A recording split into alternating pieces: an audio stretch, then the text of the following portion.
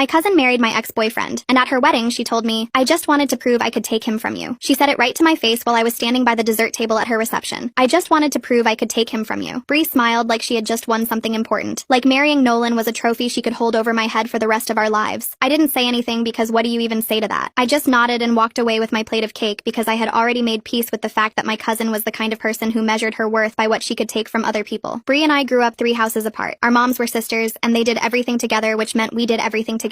Dance class, swim team, school projects, birthday parties, and somewhere along the way, Bree decided that everything in her life needed to be compared to mine. If I got new shoes, she needed better ones. If I made the honor roll, she would tell everyone her grades were higher even when they weren't. When I got my first boyfriend in high school, Bree told him I was talking about other guys behind his back. He believed her and broke up with me, and then Bree dated him for a month just to prove she could. This was her thing. She didn't want what I had because she actually wanted it. She wanted it because I had it. So when I broke up with Nolan after 2 years, because he couldn't hold down a job and expected me to pay for everything and spent most of his time on my couch playing video games, I wasn't surprised when Bree saw an opportunity. She started texting him the same week I moved out of his apartment. The same week. She told our whole family that Nolan was broken and needed someone who could actually love him the right way. She said I gave up on him. She said a real woman sticks by her man through the hard times. She said all of this at family dinners while I was sitting right there eating my food and not responding because what was the point? My mom told me to ignore it. My aunt told me I should be happy for them. Bree posted about him constantly. Long messages about how love finds you when you least expect it, and how some people don't recognize a good thing until someone else picks it up. Every single post was aimed at me without saying my name. 8 months later, Nolan proposed with a ring he bought on a payment plan that Bree was making the monthly payments on. She didn't care. She showed that ring to every person who would look at it. She called me the night he proposed and said, "I bet you're regretting letting him go now." I said congratulations and hung up. The wedding was exactly what you'd expect from someone who treated marriage like a competition. Bree made it the most expensive event she could manage, even though neither of them could actually afford it. She put the whole thing on 3 credit cards. The dress was designer. The venue was a vineyard an hour outside the city. She invited over 200 people, including every member of our family, and she sat me at a table in the back near the kitchen because she wanted me there to witness it, but not close enough to take any attention away from her. During the reception, she made her way around to every table, and at each one she found a way to bring me up. She told my aunt's friends that Nolan and I used to date, but that sometimes people end up where they're supposed to be. She told our grandma that she hoped I would find someone someday too. She told a table full of Nolan's coworkers that she was grateful he found someone who appreciated him, because not everyone did. Every comment was wrapped in something that sounded sweet, but everyone who knew us could hear what she was really saying. After all of that is when she found me at the dessert table and dropped the act completely. "I just wanted to prove I could take him from you." Like I said, I didn't respond. I just took my cake and sat back down because I knew something that Bree didn't. I knew Nolan. I knew that the version of him she paraded around at family events was temporary. I knew the charm wore off around month 4. I knew that he would quit whatever job he had by month 6 and start talking about some new idea that would never go anywhere. I knew the video games would go from a couple hours a day to the entire day. I knew he would start asking her for money the same way he asked me, and I knew he would make her feel guilty for being frustrated about it because that was what Nolan did. He wasn't